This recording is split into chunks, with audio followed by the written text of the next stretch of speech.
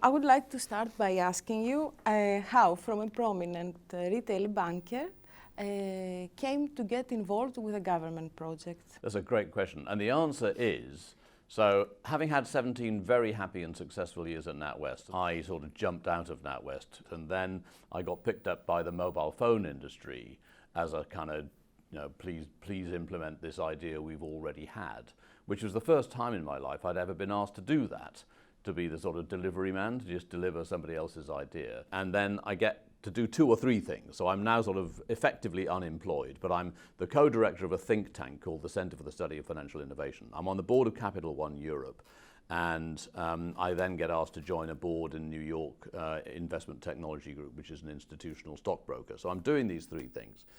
And then we have a dinner at the think tank, and in comes Paul Miners. And he's now Lord Miners, but back then he wasn't. And he used to be much more posh than me at NatWest. I ran the retail bank, but he was the main board director and ran the wealth businesses. So Paul Miners walks into this dinner and says, it's effectively, hey Jones, what are you doing? And I said, well, not much actually. So he says, right. And then I get a call from Egon Zehnder, the headhunter. And they say, Tim, because I know the guy at Egon Zehnder, Mark, and Mark says, Tim, don't hang up. I said, Mark, why would I hang up? He said, it's pensions. I said, I'm hanging up. Pensions is dull. I don't do dull. Pensions is boring. I do payments. They're exciting. How dare you ring me up and talk to me about pensions? And he said, look, Paul Miners the chairman. Behave yourself. Get around here. So I go and see him, and I kind of listen, and I thought, actually, this is potentially quite a lot of fun, because we've got to build this big pension plan within or semi-detached from government, but it's got to be used in the private sector and compete with the private sector. And Paul's going to be my chairman. Okay, we'll have a go. So I applied, and I got it. And so I got it because Paul Miners spotted me, but then obviously I had to go through a proper public competition to get the job. But I felt good about it because people I knew and trusted were saying that this was a me-shaped job. How would you describe the main roles of a CEO in a state-run organization? Okay, same as anywhere. The role of the CEO is always the same. Define a vision of the future, create a team that can get excited about that vision of the future and making it happen. Make sure that that team is of high enough quality to deliver the vision, and then let them get on with it. So the last part, my joke is there's always one person in an organization that doesn't have to do any work. It's me, all right? So they do all the work, but they know that I'm ready to intervene whenever they want me to. But we've got this shared vision of what we're trying to do. So in PADA it was, let's design, procure, and start to build this brilliant pension plan, all right? And in Nest it was, we've got this brilliant pension plan, we've now got to launch it and grow it and not fall over in a heap, and everything's got to work and people have got to like it, all those kinds of objectives. But you have to create a very clear vision of what it is you're trying to achieve. Get people excited about it, choose a really great team, and then let them get on with it. What about the resources and support? How difficult was it to manage? It was both difficult and easy. It was, let's do the easy bit. We were coming in towards the end of a Labour administration. And I don't know whether this is always the case, but I was surprised at the amount of money available. So money was not an issue. I had more money in my budgets than I needed. But what was difficult was working inside the public sector rule book. Little story, from my very first day, I'm reaching across to the landline, it's a long time ago, and the government had given me a minder, a lovely lady, Sharon Crossland, and Sharon said, stop. I said, okay. She says, I know what you're going to do. I said, what's that? She said, you're going to ring up somebody who's really strong, ethical, trustworthy individual who's going to make a great contribution to this project and ask them to join. I said, yeah. She said, that's illegal. I said, sorry? Illegal? Not ill-advised, illegal. I said, why? because that person hasn't been through a public sector competition to do the job you're about to give them. I said, this is Jokesville. You've hired a private sector CEO and now I can't put my team together? You know, are we predestined to fail? What's going on here? She said, calm down, calm down. There was quite a lot of calm down, Tim, in those early stages, right? Because I'm a private sector CEO and I was wanting to get stuck in because there was no time. We'll come back to that. But she said, look, in this instance, if you can persuade Deloitte to take this person on as an associate, Deloitte has a framework agreement with DWP and he can start that way. And if there's ever a need for him to become full-time or employed, then he can go through a competition, and if he wins it, he wins it, and if he doesn't, he doesn't. And that's what we did. So I was shocked at how different the rules of the road were, and I was incredibly grateful to Sharon and lots of other people who helped me navigate that transition from the private sector to the public sector. Because it infused our procurements more generally. So when we procured the main business services contract that in the end Tata Consultancy Services won, we did something called an OJU competitive dialogue, which is a technical term, and there are 4 procedures in OJU, and one of them, the most complicated one, is competitive dialogue. And I said, well, what choices do I have about them? They said, none. You've got to do a competitive dialogue. I thought, okay then. So I'd never come across that world before, and it was quite different. But I began to sort of take it as a challenge because, okay, we've got to build a private sector competitive product here, and we've got to do it within this framework of rules, which is not making it easier, frankly. But okay, that's the rule set here. Let's go. So how did you overcome these complications? I think by not being in denial about them. And so you say to people, okay, so if those are the rules, tell me how I operate. Because I want to get this done, you want me to get this done, how do we operate? If these are the rules, I'll operate within them. So I want this person to start tomorrow, how do I do that? How do I make that happen? That person was a guy called Simon Richards, and without Simon Richards, Nest would not have happened. He was that important. He was one of the 5 or 6 people that really, without whom it wouldn't have happened. In the end, he had to compete for his job. And I remember one of the people on the final interview panel turning to me before the interview and saying, I don't think he's going to make it. I said, what? And that person said, he doesn't interview well. I said, for goodness sake, you know, and that person said, look, this is real. He could not get this. Now, I had kicked him around the room earlier saying, this is not a formality. You will overperform, please, massively here because the project needs you, all right? But he had to win it on merit, and he did. So it's bizarre that you hire a CEO and that person can't choose his team without them going through a competition they might lose, but it's the way it is. And so you go with the flow rather than trying to kick back at rules that aren't going to change for you, right? You said before about time. I understood that it was an important constraint. Yes. Can you tell us a bit Yes. about this? Yes. So there are basically, there's a 3-legged stool in programs like this, right? Cost, quality, and time. So as I looked at it very early on, cost, thank goodness, wasn't going to be a problem. The budgets were big, all right? Phew, fantastic start. Quality, I knew that the private sector wasn't happy that Nest was happening. And they were going to undermine us left, right, and centre, gently, nicely. And that every journalist had only one story they wanted to write, right? And they'd already written it, and it's called Government IT Fiasco. And then you put the name of the project, Nest has fallen over in a big heap because it's another government IT fiasco. And then there's about 15 paragraphs they've already written. And they just want you to fail so they can press the button and have this big splash on the front pages, government IT fiasco. So I thought then the quality needed to be slightly better than a private sector build. Because I had to make sure that if we did have a problem, I could reference private sector builds and say, look, it's not as bad as these similar things, right? Yes, there's a problem here, but it's not as bad as that. So we are better than your average private sector build, so get off my case. But luckily we didn't have a big problem, so we didn't have to do that. So I set quality as being slightly better. And then time, the third leg, was set in legislation. And I used to go past a hotel at the bottom of the Shard, and this hotel was confidently saying, no, the hotel at the bottom of the Shard opens July 2009 until August 2009. And then they scraped all that up and said, soon. And it was about a year late. Now, did that hotel have a hotel IT fiasco? Of course not.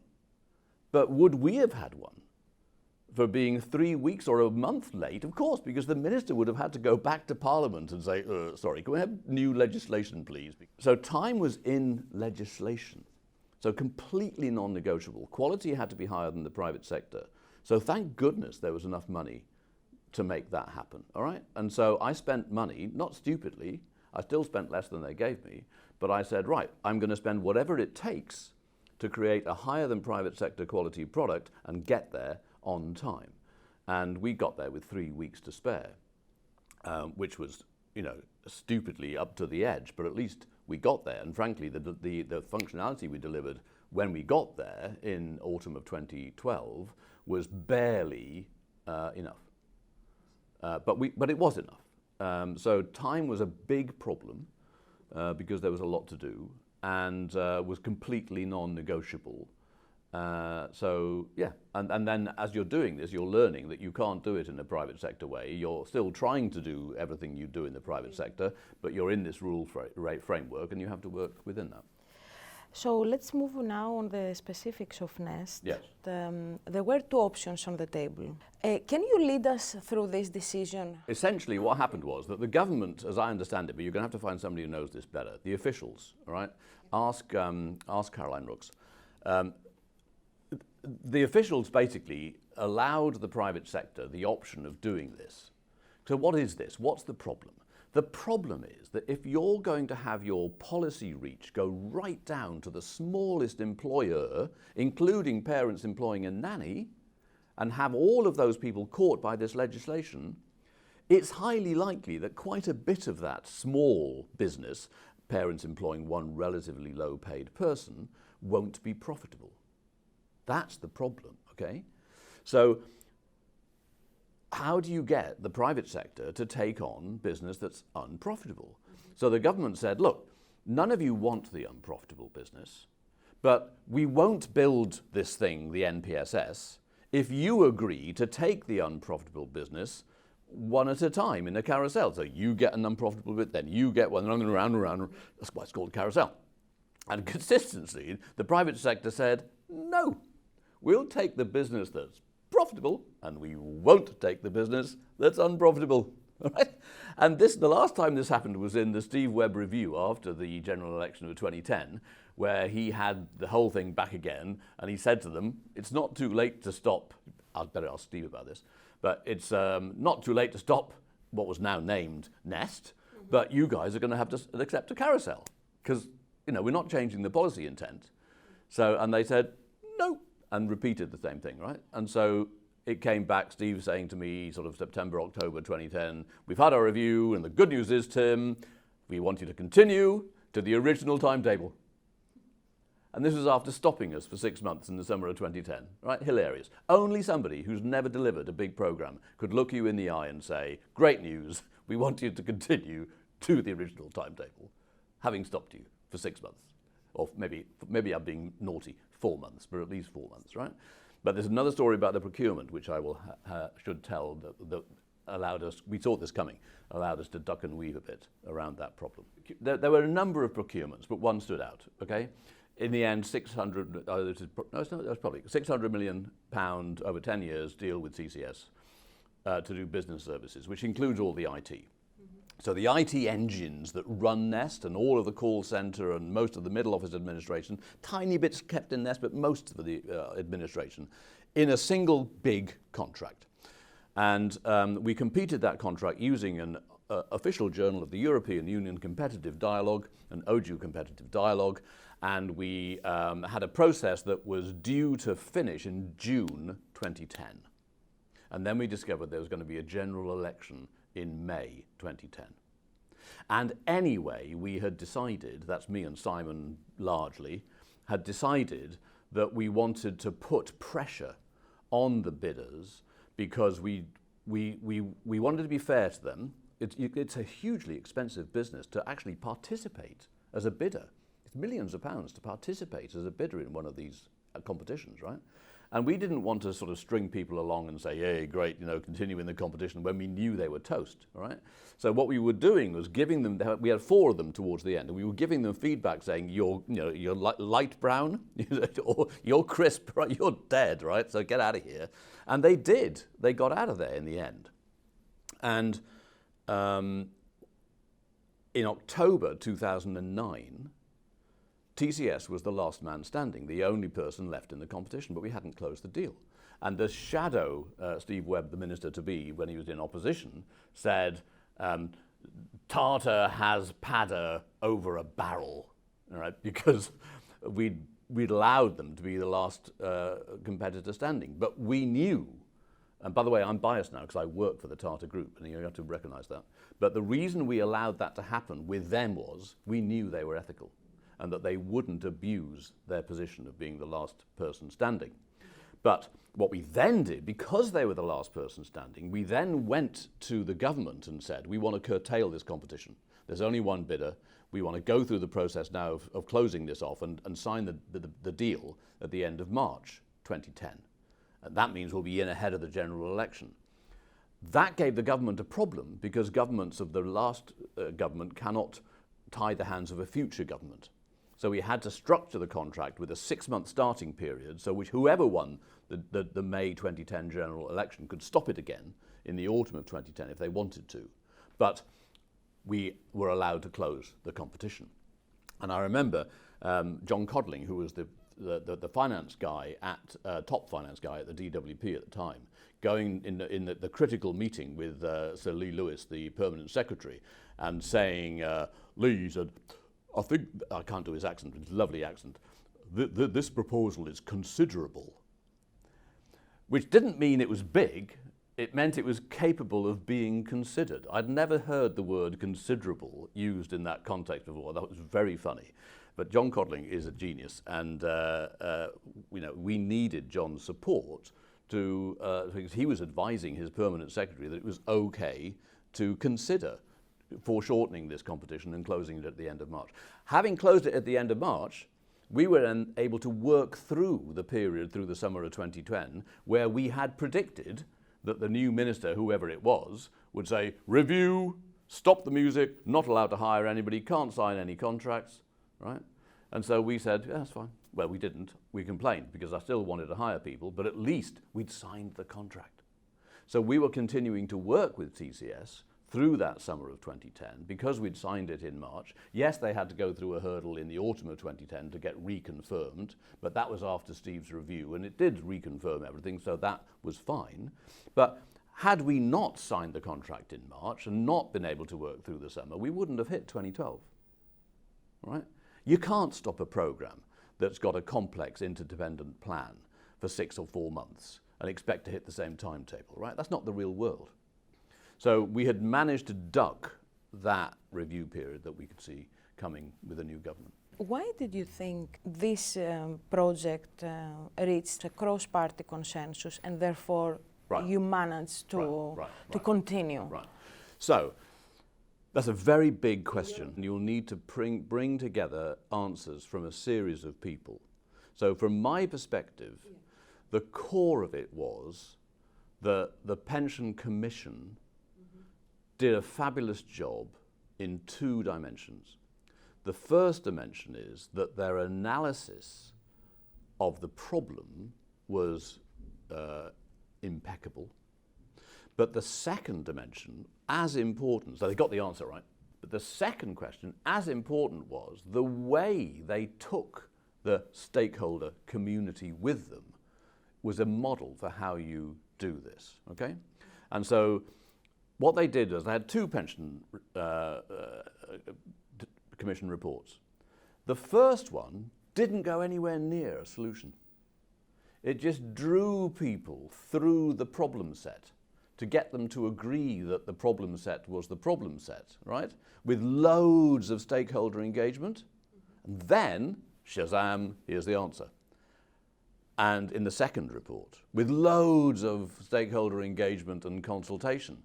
But because you've been brought into kind of owning up that, yeah, these are the problems, it's very difficult to argue against the solution once you see it laid out. So this is very clever. Why it was difficult? Well, because you've already said, yeah, I agree this is the problem, and then you've got this beautiful solution that answers the problems, and you're going to disagree with that? How are you going to do that then? Okay, so especially if you've been consulted every step of the way. So we then, as Nest, I could have said, you know, go away stakeholders, right? I'm just the delivery guy. Leave the politics to the politicians. I'm just the delivery guy. Get out of my hair. I'm just building an engine here, right? But I didn't, because that would have been suicidal. So what I did was to hire some very clever mixture of civil servants and externals and run an extensive stakeholder engagement activity from within Nest, because we needed to keep our stakeholders with us, because some people liked us, some people didn't. And the old story, keep your enemies close, friends close and your enemies closer, right? So we were so people looking back now, if I was really friendly towards you, that's because I thought you were the enemy. No, I'm joking. So, but you know, we did stay very close to the people that we thought really didn't like us very much, which was mostly the private sector and the private sector providers and the ABI, their industry body. Luckily for us, some of the officials at the ABI were really good people who were struggling to disagree, even if they felt that they should. But with the private providers, we tried hard to keep to what we were supposed to do, but we were trying to do the very best job we possibly could. And we were being quite novel in the construction of this scheme, and we were being very high tech, because I couldn't afford to have any paper. That's what I was joking about, these paper release consent forms, right? We had no paper, no paper at all if we could get away with it in Nest. We couldn't afford it. We couldn't afford to be having deluged bits of paper coming through the post, right? It was all electronic. So we had the luxury of no legacy. So we could look at, and we did. I remember going to two places. I went to Standard Life, and I went to B&CE, Standard Life in Edinburgh and B&CE in Crawley, and got shown around aspects of their world, and I'm grateful for both of those people. And I remember going to B&CE with Helen Dean, and we looked at each other afterwards and said, as a laying out of how not to, that place takes the biscuit, all right? Now, they turned that against us later on, and something I really had to grit my teeth. I was very cross, because they said, Tim and Helen came down to B&C, took away all of our brilliant ideas, and that's what led to the design of Nest. In fact, we went down there and thought, oh my God, this is how not to do it, and made sure we did a whole lot of things not the way they were doing them at B&CE, and that's the truth. And I was very cross, having to sit on a panel gritting my teeth while this B&CE salesman, I think they were called the People's Pension by then, start saying how much we'd sort of nicked from their business processes. It was the reverse. We thought their business processes were poor. I brought some of my payments experience into this. I was heavily involved in the creation of the Switch debit card scheme. And the Switch, I won't bore you with the details of this, but there's an analogy here. When we launched Switch, that was in the world before you were born, where when you paid with a credit card, you did a zip-zap thing, which was a multi-layer piece of paper in something that looks like a shoe measuring device, right? And you signed, and then these different bits of paper got sent around the banking system, and it cost 75 pence a transaction, right? And so we, in Switch, designing a debit card, did it electronic. So that didn't happen from the off. Switch was only ever electronic. It had some fallback. If the electronics broke, you could do some zip-zaps as fallback. But it was 99% pure electronic. So I brought that thinking into Nest and said, we're not going to paper. Wherever we see paper processes out there in the way the incumbents do this business, we're going to say, okay, we don't want to do that. So how do we do that without the paper? This was also a way to engage more members of Nest. No. The electronics was all about saving money and making things incredibly easy, because not for the members. Obviously, more and more of the members were happy dealing electronically, but there were going to be a significant minority who would have loved more paper from us. But we just didn't want to waste their money, frankly, by sending them paper. But the real reason for the electronics was saving money through the whole of every single business process by trapping things digitally at the first available opportunity and then manipulating digitally, right? And it was to make life incredibly easy for the employers, because the most difficult thing about Nest, technically, was nothing to do with the members.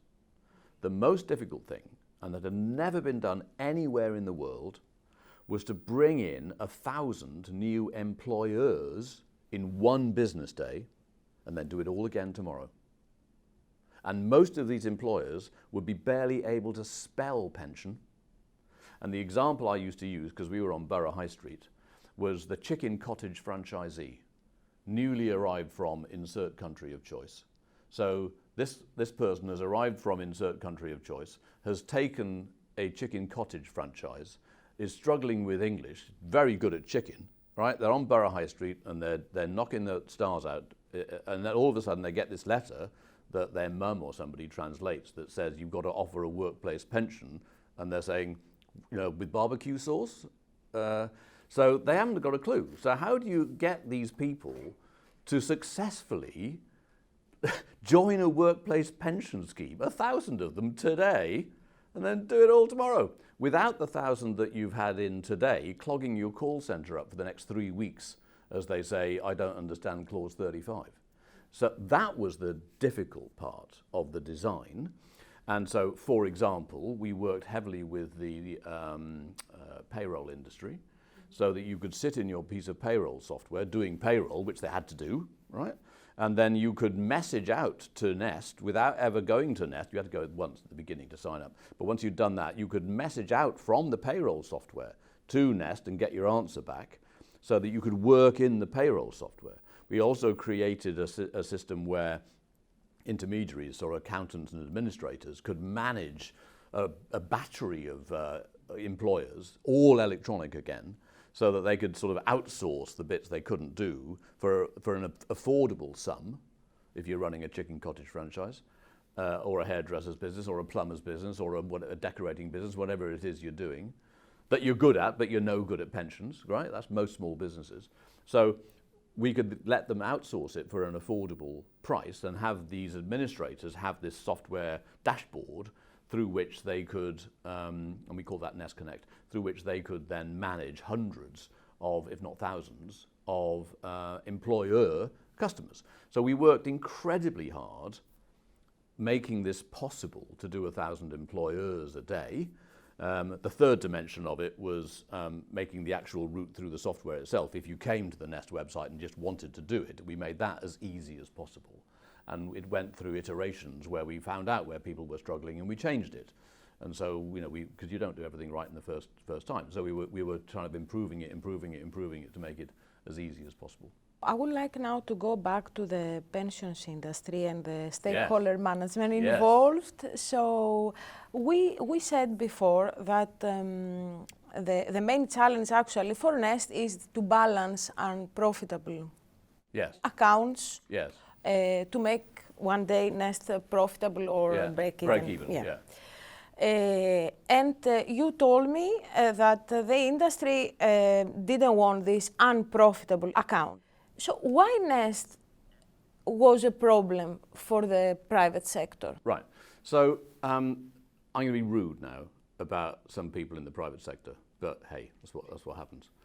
The private sector in the financial services makes too much of its money out of what's called information asymmetry, which is that the private sector knows this much about the problem, and the punter who's buying the service knows this much about the problem.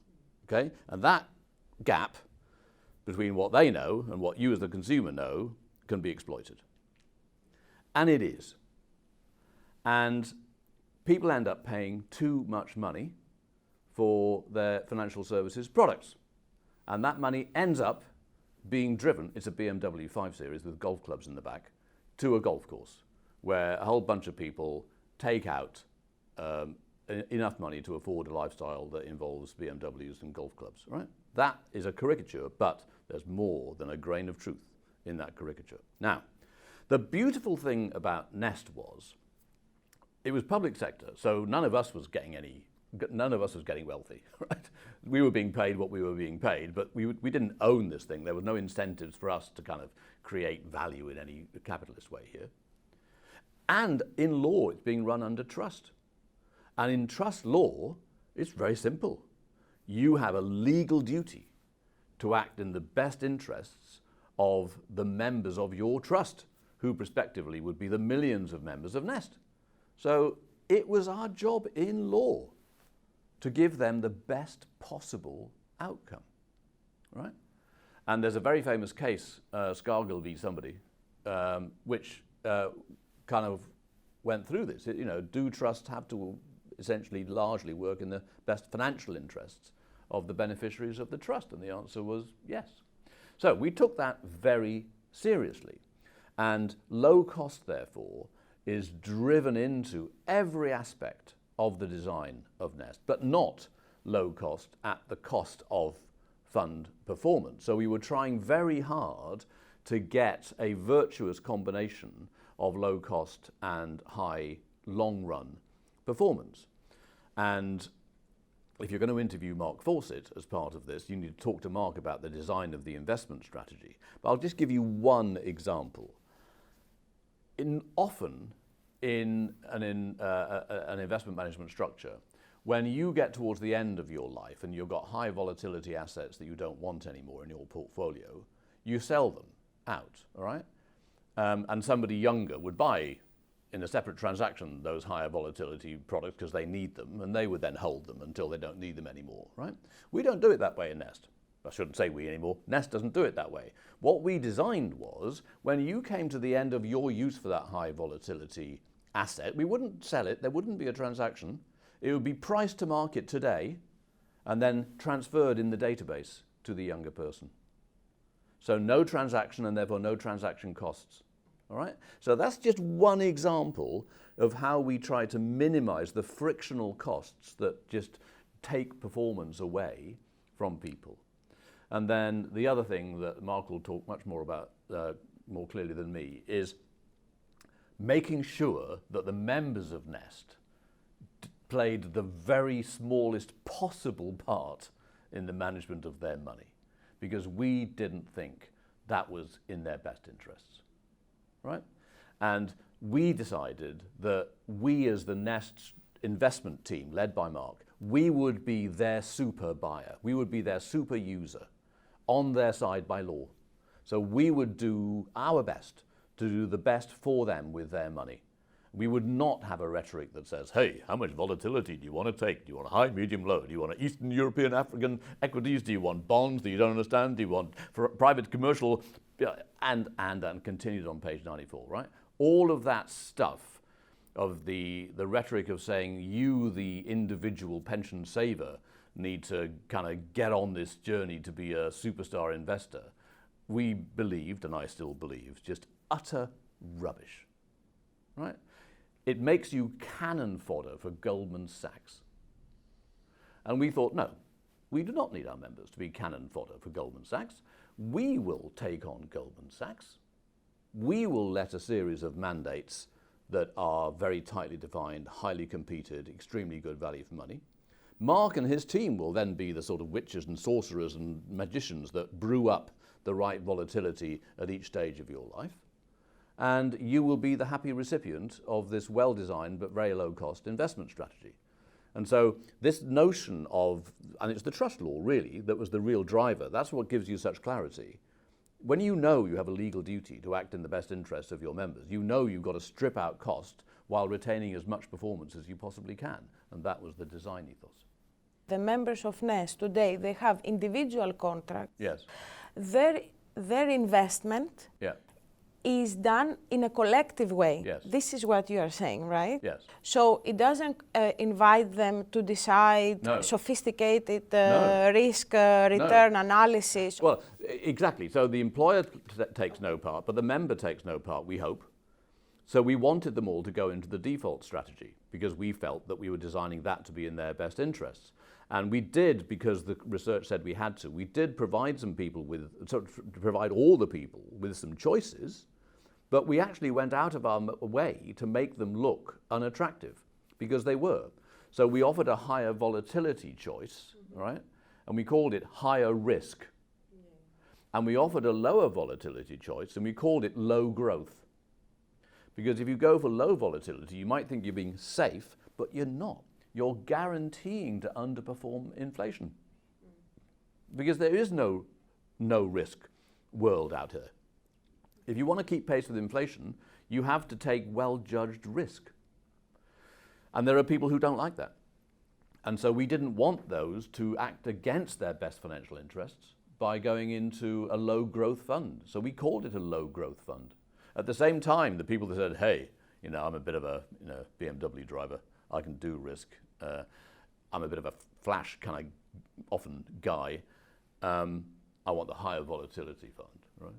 Because it's going to work out okay for me. So we call that high risk. Do you want high risk then? Is that what you want? Because, in our humble opinion, they're mostly delusional. So we wanted to follow on our legal duty to act in the best financial interests, best interests of our members, and that's what we did.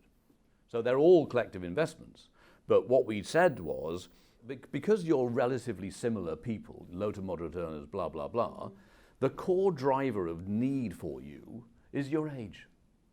So we'll do a target date fund for every year, so there's sort of 46 target date funds, and we'll mix volatility in those target date funds very carefully. But it's a fiction to say that you as a 35-year-old earning £32,000 a year in retail have completely different needs from you as the 35-year-old earning £32,000 in painting and decorating, right? It's a myth. And so we said, okay then, so we will put them into an age-based level of volatility and construction of assets, which we think is right for 35-year-olds who got this prospectively much left of time before they're going to take their money. and that's what we'll do. And it worked, we think, so far. Do you think that there are barriers for Nest to expand and help people to save? Yes, so there's one obvious barrier, which is that when Nest was designed, the legislation in the United Kingdom required people to buy an annuity at the point where they decumulated. And then the Conservative administration around 2014 introduced what was called pension freedoms, where you could take cash. That's one change. Another change was that the requirement to decumulate and buy an annuity was linked structurally to an old idea, which is that you got to 65 or whatever it was, and then there was a party, you got given a watch, and that was it. You went and sat in the corner dribbling for a couple of years, and then you died, all right? So you had this kind of cliff edge of retirement, and people stopped working. So that isn't the way the world is anymore. So work continues for lots of people for a long time, and we knew for a number of our members, in order for them to have the lifestyle they aspired to, or something close to it, they would have to work beyond a traditional retirement. So cliff edge retirement changed, and pension freedoms arrived. And so for me, it's an absolute requirement that Nest becomes a whole of life offer. At the moment, it isn't. Nest, basically you get to the point of decumulating and you have to take your money somewhere. So I think that's plain wrong. And so again, with the private sector not being hugely happy, they're going to have to get over it, and Nest is going to have to be allowed to become a whole of life provider, where it's done loads of work on this already, even when I was there, so that you can have these mixtures of taking some of your money in annuities, some of your money is drawdown, some of your money held back as a lump sum for risks and shocks in your life, right? Those sorts of ideas, and that you'd have a relationship then with Nest until you die. So That for me is an absolute requirement. The second thing, which is just being experimented with Sidecar, which I think is very exciting, is to see the extent to which the ethos and approach of Nest can move out from pension saving into other aspects of people's savings. So one thing I am still involved with is I'm a non-executive director of the Money and Pension Service. And the Money and Pension Service, one of the issues that we are tackling in that context is problem debt.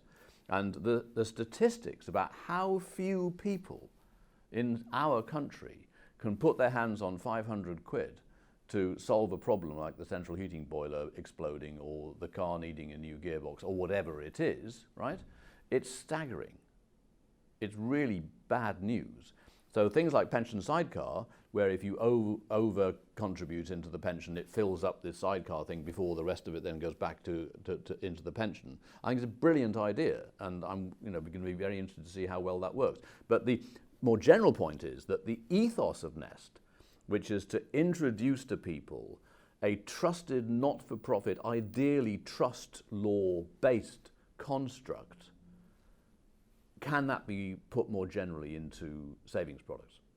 So not a sidecar link to pensions, but just a savings product where effectively you'd be saying all of the ideas that went into Nest for pensions are here for savings. Do you fancy some? Right? So I think that would be really good, because one of the ways you can think about Nest is that the construction made it a white knight, a very well-behaved operator or participant in a market that has a history of being a little bit badly behaved from time to time, however much the PR companies of the private sector will brief against that, okay? And so I think there is a role for this approach in other parts of financial services.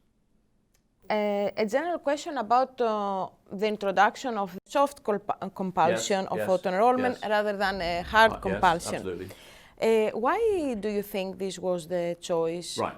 So there's a phrase in English, council tax. So what this means is, if something is viewed as a tax, people get very cross. How dare you tax me? It's a new tax, right? Council tax did huge damage to the government of the day when it was introduced. So the policy needed to get people to part with their money, but needed to try to make sure it didn't get portrayed as a tax. So that's one dimension of it. Another dimension of it, and this for me is the critical one, is that there are 3 rock-solid excuses that people give for not saving in the pension. And remember that pension is a deferred gratification product. You lose money now for decades, and it pops up later. How good is that, all right? So these are the 3 rock-solid defenses. The first one is for people aged under 35, right? I am invincible. I want to go on holiday, buy clothes, get horribly drunk, have lots of sex, generally enjoy myself. I'm under the age of 35. Pensions are for old people, and I'm not. I am invincible.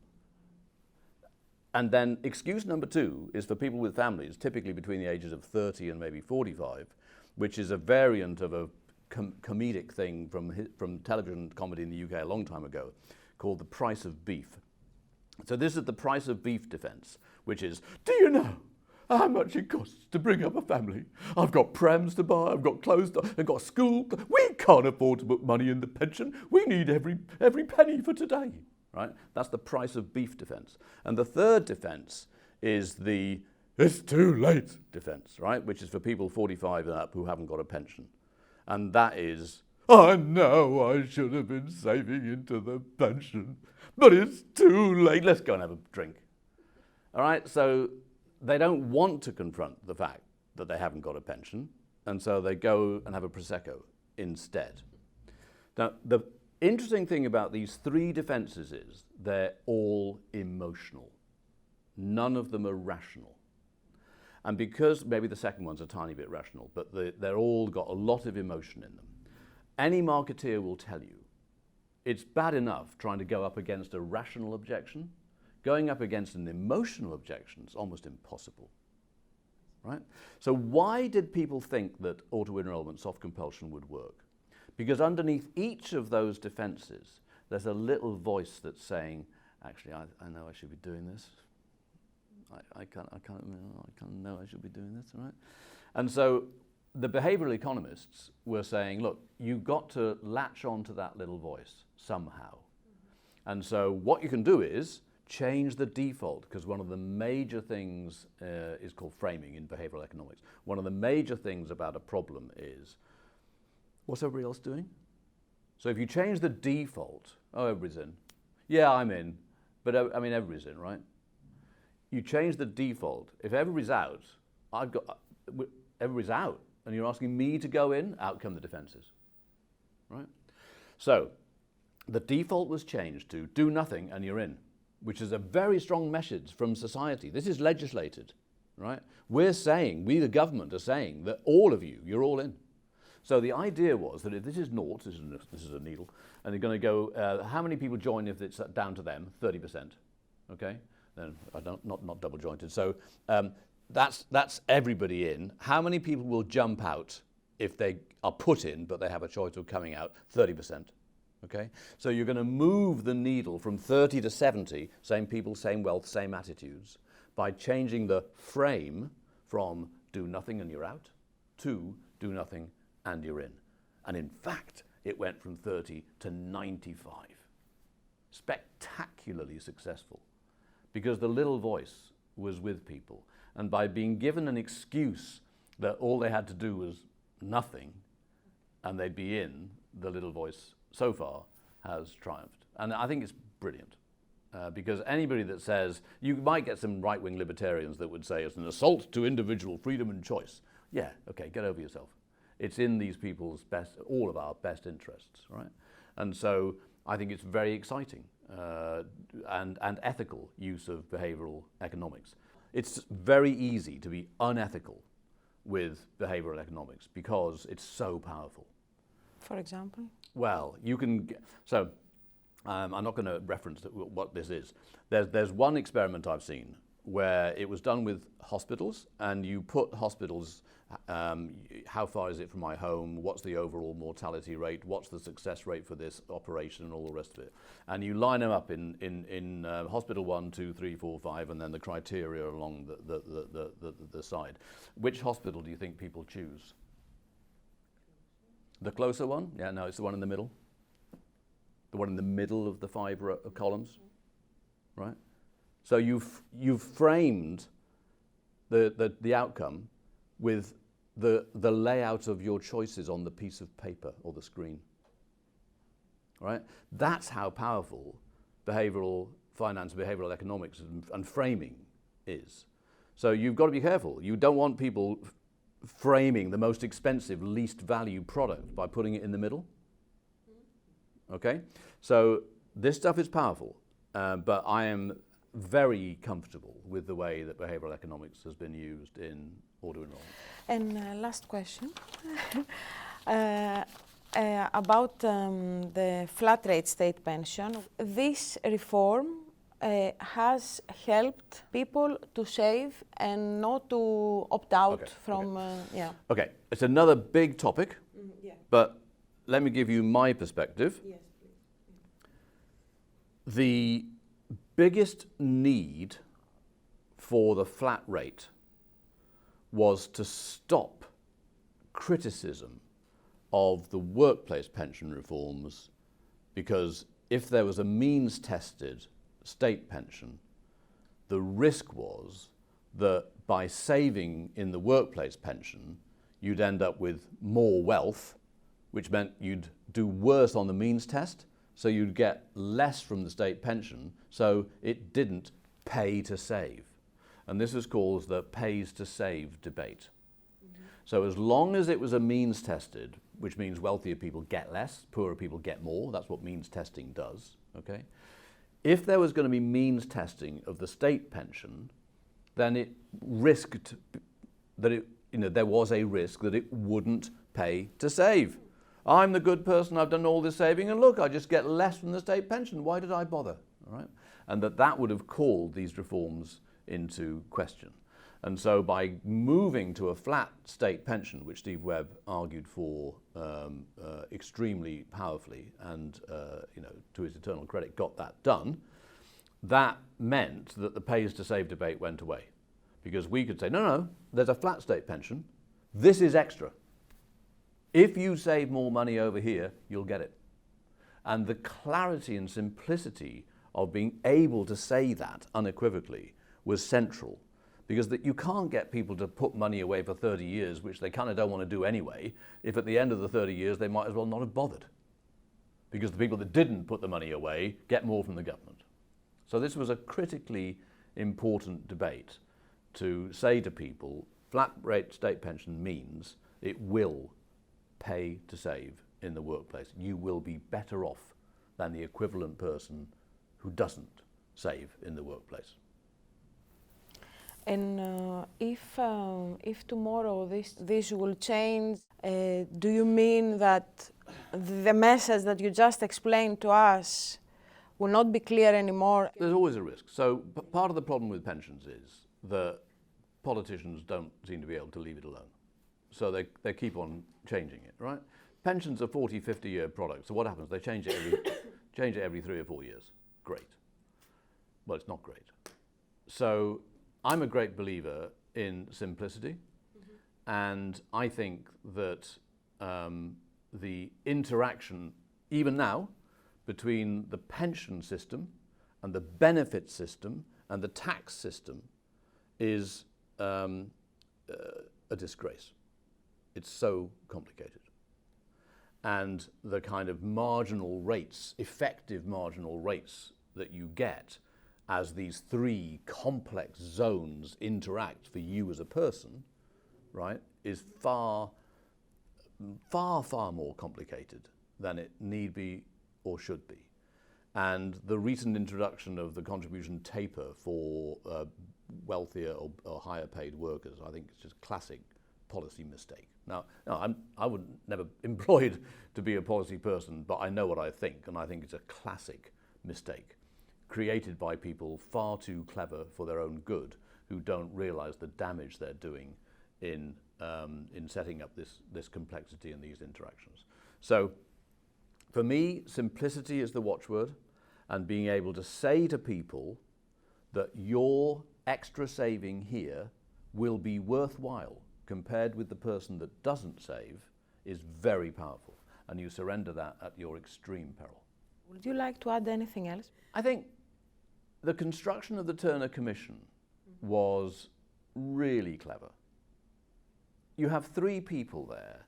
Adair Turner, who is this kind of cerebral ex-McKinsey and many other things kind of big brain guy, who's a little bit to the right but not too far to the right, and can kind of deal with both centre-right and centre-left in charge, right?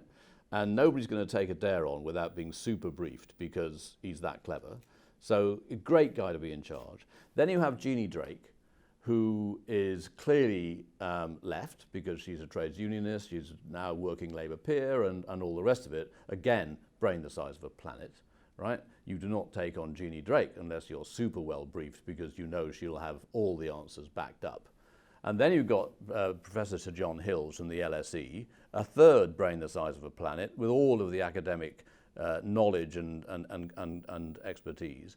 And then you have Adair, who says in the first meeting to his officials, right, I want the best people from around the world to come and advise us.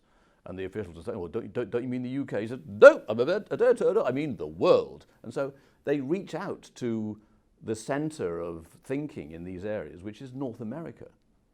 All right, and so you get to Richard Thaler and Shlomo Benazzi and Bridget Madrin, you get to the behavioral economics and behavioral finance gurus, who are mostly, not exclusively, but mostly in North American academic institutions. And they quickly see this as a playground, beyond joy. If they can do a big experiment here with 60 million people, you rub your hands with glee. So it kind of works both ways. Adair and the team got the best advice they could get. They could obviously decide to not take it, but if they took, to the extent they took it, here was a 65 million person playground for the academics to see what some of these ideas would look like implemented in anger. And so it was a very successful relationship.